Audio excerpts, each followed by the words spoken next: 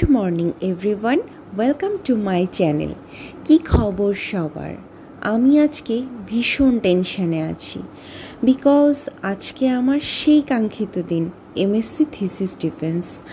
যারা বিগত কিছুদিন ধরে আমার ভিডিও দেখছেন তারা অল্প বিস্তর জানেন যে আমার এমএসসি থিসিসের কাজ চলছিল, আর আজকেই সেই ডিফেন্স প্রোগ্রাম অ্যারেঞ্জ করা হয়েছে। তো আমি এখন যশোর থেকে খুলনা যাচ্ছি, প্রায় 2 ঘন্টার জার্নি আমার। তো আমি আমার জার্নি স্টার্ট করে দিয়েছি, জানি না কি হবে, ভীষণ টেনশন লাগছে। তো দেখা যাক, ভগবান ভরসা। তো এটা দেখুন, যশোর খুলনা হাইওয়ে, চারপাশটা বেশ সুন্দর, সবুজ সবুজ ব্যাপার আছে। আমার তো গ্রিনারি অনেক ভালো লাগে, কিন্তু আজকের দিনটা ভীষণ মেঘলা।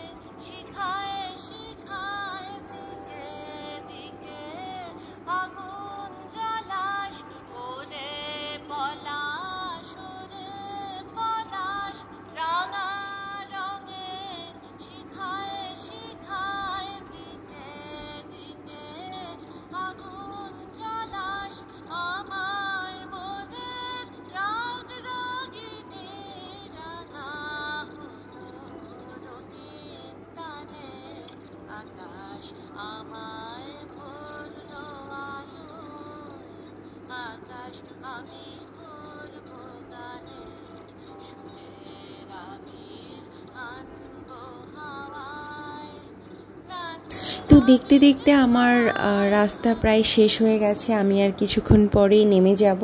তো আমি আজকে প্রথমে আমার দিদির বাড়িতে এসেছি।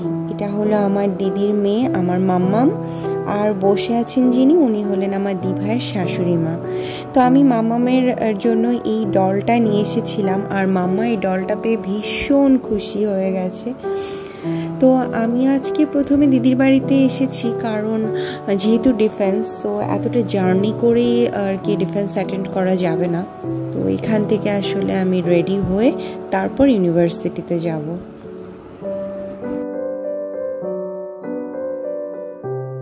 তো আমি এখন ফর্মাল ওয়েতে একটা হালকা মেকওভার নিচ্ছি, জাস্ট খুব সিম্পল করেই আর কি আজকের দিনের জন্য আমি প্রিপেয়ার হয়েছি।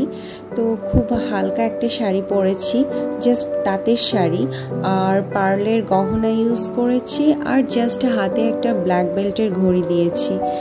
তো এইভাবে আর কি আমার মেকওভার করেছি। আর আসলে আমার যখন টেনশন লাগে তখন মনে হয় যে টেনশনে থাকলে একটু সাজগোজ করতে হবে আর একটু মিষ্টি খেতে হবে, তাহলে একটু রিল্যাক্স ফিল করব। তো যা হোক, আমি এখন ইউনিভার্সিটিতে পৌঁছে গেছি, একটু পরেই আমার ডিফেন্স শুরু হবে। তো আসলে আমার এত টেনশন লাগছে, কি বলবো, মনে হচ্ছে মাথা ঘুরে না পড়ে যায়। তো যা হোক, আমার ডিফেন্সের প্রোগ্রামটা এই রুমেই আর কি অ্যারেঞ্জ করা হয়েছে। তো এটা হলো আমাদের কুয়েটের ম্যাথমেটিক্স ডিপার্টমেন্টের ল্যাব রুম। তো যা হোক, আমার কম্পিউটার সেট আপ দেওয়া হয়ে গেছে, প্রজেক্টর রেডি হয়ে গেছে।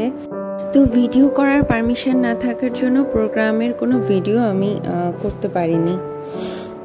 তো আমার ডিফেন্স শেষ, আমি এখন বাইরে চলে এসেছি, আর এটা হলো আমার দি ভাই।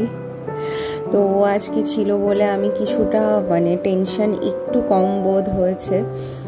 ও আসলে আমাকে সব সময় খুব টেনশন ফ্রি রাখার ট্রাই করে। তো আমার এখন ভীষণ রিল্যাক্স লাগছে, একটু তিরিং বিরিং করে নাচতেও ইচ্ছা করছে।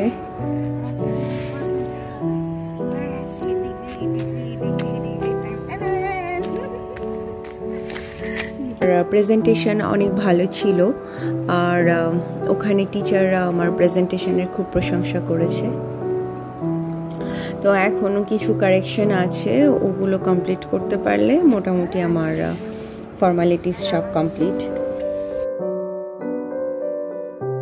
তো আমি এখন ক্যাম্পাস থেকে বেরিয়ে যাচ্ছি, বিকজ এখন বাজে 4:45, আর যদি আমি লেট করি তাহলে বাসায় পৌঁছাতে অনেক রাত হয়ে যাবে। তো আর কি এখন রওনা হয়ে যাচ্ছি, আর ক্যাম্পাস থেকে এখন বেরিয়ে যাচ্ছি। তো আজকে বেশ খুশি খুশি লাগছে, মনে হচ্ছে একটা বড় একটা ঝড় অতিক্রম করেছি।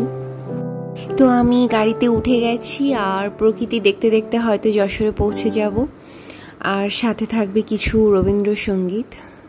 এটা আসলে আমার পথের সঙ্গী, আমার জীবনের সঙ্গী, মানে রবি ঠাকুর আমার নিত্যদিনের সঙ্গী।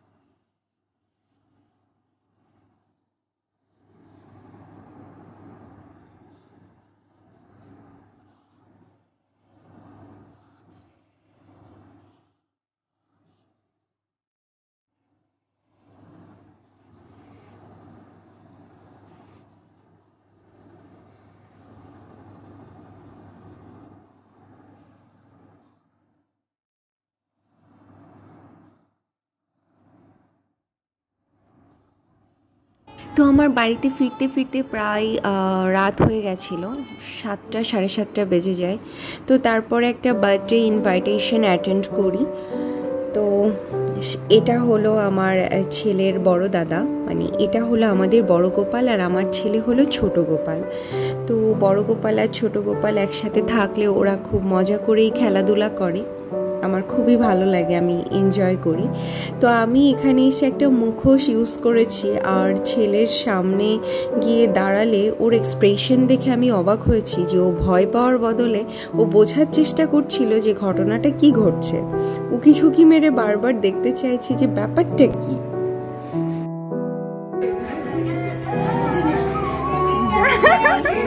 বাবুলে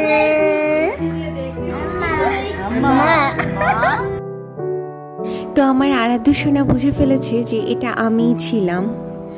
যা হোক, এখন বাড়িতে ফিরেছি আর আমি আজকে সারাদিন তো ভীষণ টায়ার্ড ছিলাম, খুবই ঘুম পাচ্ছে। কিন্তু আমার আরাধ্য সোনার রাত যত গভীর হয় তার দুষ্টামি ততই বৃদ্ধি পায়। এখন কত রাত পর্যন্ত যে দুষ্টামি করবে আমি জানি না। এখন তাই তাই করছে, খেলা করছে আমার সাথে, খুব হাসাহাসি করছে। তো এভাবে জানি না কয়টা বাজাবে আজকেও ঘুমাতে। তো যাই হোক, আজকের ব্লগটি আমি এখানেই শেষ করছি। সবাই ভালো থাকুন, সুস্থ থাকুন, দেখা হচ্ছে পরবর্তী ভিডিওতে। ততক্ষণ সবাই পাশে থাকুন, বাই।